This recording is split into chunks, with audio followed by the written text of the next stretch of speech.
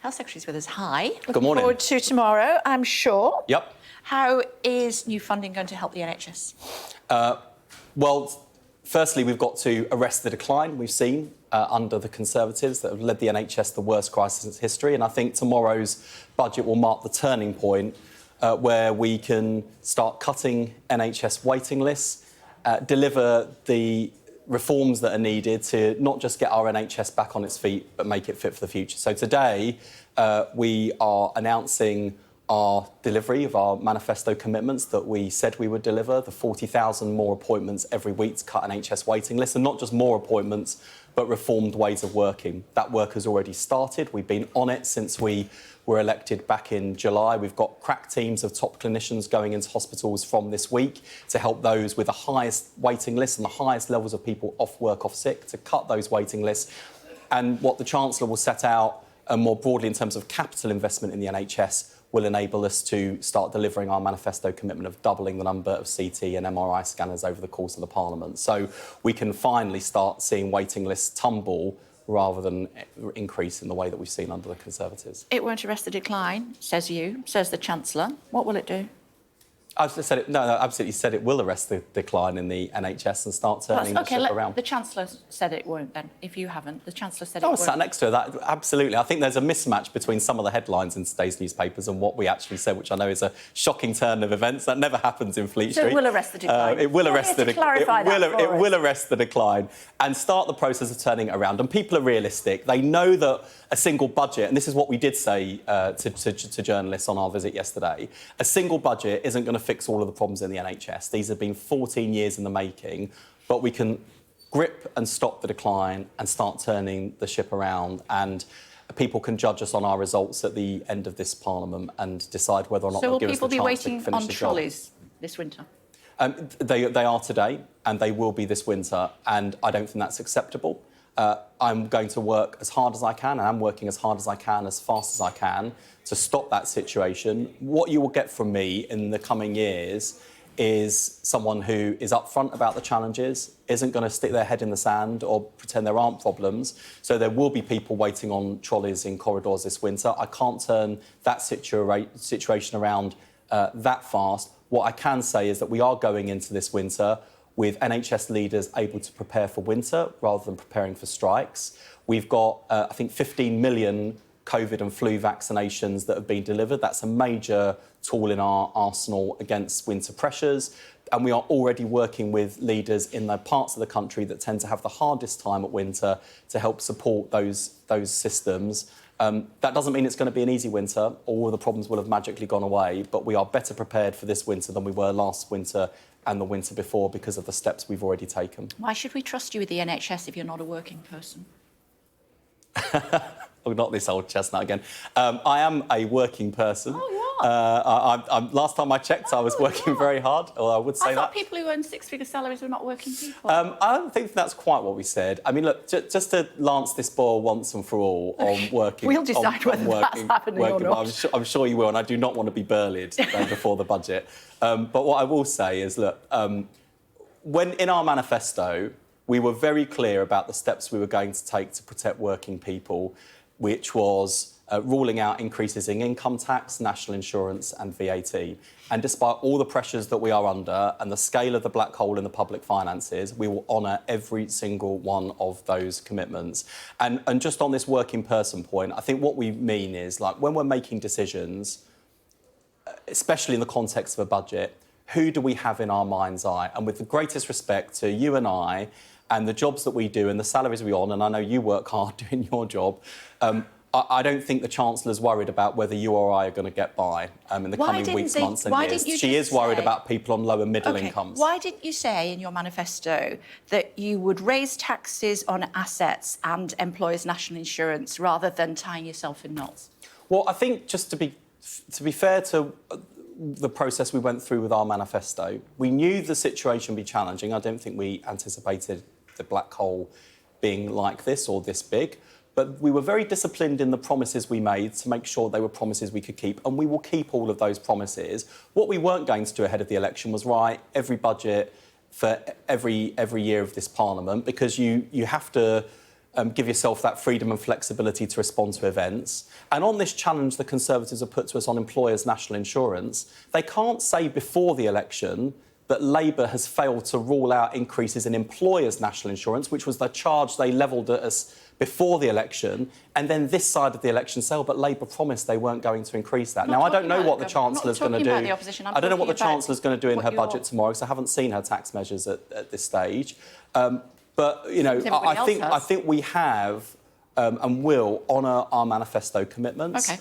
And we will explain why we're making some of the difficult choices that we'll inevitably have to make tomorrow. OK, you're not planning a rise in taxes on working people then, but you are putting up the bus fare cap, up 50%. So for some people, that's going to be an extra £10 a week. That's effectively a tax on working people. Well, had we not taken the action we are taking on the bus fare... Well, had we not taken the action that we are taking on the bus fare cap, instead of fares going up by £10 a week, that we'd be seeing £10 a fare, because that will be the impact of capping fares at £3. But it's a tax on working people. I would put this very much, and people can see all of the decisions in the round tomorrow and the way in which we've tried to help people on lower incomes. It's a tax on working people. But just to say, across the board, and this is very much falls into the category of choices we are having to make that we'd rather had not been forced to make. But when you've got a budget challenge as big as we've got and a deficit as big as we inherited, we are having to make some hard choices now so that we're not paying a higher price for failure in the longer term. But it's a tax on working people. You know, if it walks like a duck and sounds like a duck... Well, you've got to judge that measure alongside the other measures the Chancellor is going to announce in the budget tomorrow. And after what the Speaker said yesterday, I'm not going to start announcing the rest of the Chancellor's budget. I'm even more scared of the Speaker than I am of the Chancellor, who might kneecap me for announcing her budget. And you, well, you know, let's You've turned me into a verb. The Holy Trinity. Into a verb this morning. Why are you against assisted dying? Well, for the reasons I've set out, and look, just to be clear on this, the government doesn't take a position as a government.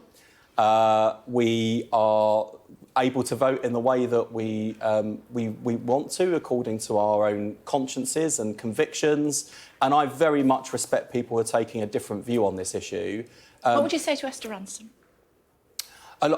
Firstly, the cases that have made me wrestle with this issue, as someone actually voted in favour the last time Parliament considered it 9 years ago, when you talk to people who are either fearful of or living through a painful end of life, those are the cases that kind of sway me in favour of assisted dying, and that's why lots of my colleagues from across the political divide will vote in favour. The thing that's really concentrated my mind this time round is my experience in the last 3 months as Health Secretary and the last 3 years as Shadow Health and Social Care Secretary as well, which is I don't think palliative care, end-of-life care in this country is in a good enough position. I worry about coercion of people to end their life prematurely. I worry about those people whose families love them dearly but would nonetheless consider themselves a burden and go sooner than they might have otherwise have wanted. And I think those are all difficult, thorny issues that make this an unusual debate, actually, compared to most debates we have in Parliament. As I said to my Labour colleagues recently at a Parliamentary Labour Party meeting, it's a lot easier when you're going through voting lobbies and it's a classic Labour versus Conservative argument or Labour versus SNP argument, because we tend to approach some fundamental issues in quite a different way and you know instinctively what side you're on. What's different about the debate Parliament is currently having, and it is, I think, a really thoughtful and considered debate, is that there are people who would otherwise agree on pretty much everything who are taking very different views. And I think it's for Parliament to decide, not the government. And I just say, with respect to Esther Ransom, and also with respect to people who are on the other side of the debate, these are finely balanced judgments, and you have to weigh up the risks and consequences for different groups of people, and they are competing risks and priorities. I've made my decisions for the reasons I've set out. There are colleagues in my own team, across the government, and across Parliament who will take a different decision. Does it weigh heavier on you because you're the Health Secretary? To an extent, but what I can say is if Parliament votes to support assisted dying, my department will have a role to play in making it work. I respect Parliament enormously. And, you know, just to give you a sense of the way in which different colleagues have fallen down different sides, I might be voting against as a health secretary, but the Minister for Health, Karen Smith, is a long-standing campaigner in favour of assisted dying and would be the minister responsible ultimately for implementing the reforms if Parliament agreed to it. So this is why I think the next few weeks are going to be really important. I think MPs are weighing and balancing these issues carefully. The House of Lords is having their debate. And I've set out my view on my terms, but this is a free vote. All of my colleagues can vote however they wish, and they have to balance up the issues for themselves and actually not worry about what I'm saying or other members of the government are saying on different sides of the argument. They've got to make this decision for themselves, and I very, very much respect people who've reached a different conclusion, because I think everyone is approaching this issue in good faith. It was important that we gave you time to talk about that very, very delicate subject. Something else I want to talk to you about, Mike Amesbury. What was going on there? I honestly don't know. Apparently it was an argument over roadworks. Well, I've obviously seen the footage like everyone else. I haven't seen the wider context, the police investigating, and I think it's right that both the Labour Party have suspended Mike Amesbury while the investigation takes place, and crucially that we give the police the space to do their work and decide what action, if any, needs to be taken. The leader went further yesterday. He said it was shocking. What did you think when you saw it? I think that combination, I'm shocked and also feel really sad because this is not something I would have expected from Mike. And, you know, when you work with someone closely and you like someone very much, it's kind of hard to see and, you know, see the image flash up on the screen. I know you don't want to. I don't want to in any way excuse or justify the behaviour, and I don't know the context, obviously, and it's right the police do their work and treat Mike as they would anyone else. OK, and how... You say that you know him, you've worked with him closely. What sort of character is he normally? Hard-working, affable, a decent parliamentarian, stands up for his constituents. It's like he knocks them down sometimes. That doesn't in any way explain or excuse what we're seeing on the screen now. Is it not appropriate that under the circumstances he should resign?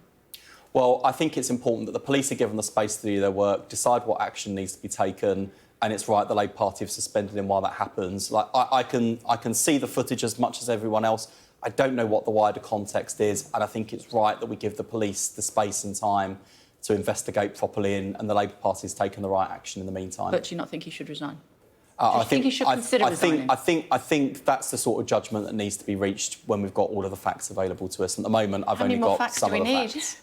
How many more facts do we need? We can see that there's an altercation, the bloke's got his hands in his pockets and he knocks him over, and if he'd banged his head on the floor, it would have been a very different story. Sure, but it's not my place, given I'm not in possession of all the facts, to be judge, jury and executioner on this case. That's why we've got the police doing their work, and we'll wait and see what their investigation turns up, and I think it's for the police to decide what action needs to be taken in terms of their lines of inquiry, and off the back of that, it's then for the Labour Party and indeed Mike Amesbury to decide what the appropriate next step should be off the back of that. Oh, it's great to see you. Thanks for coming. Thanks for having me on. Thank you very much indeed. Thank you.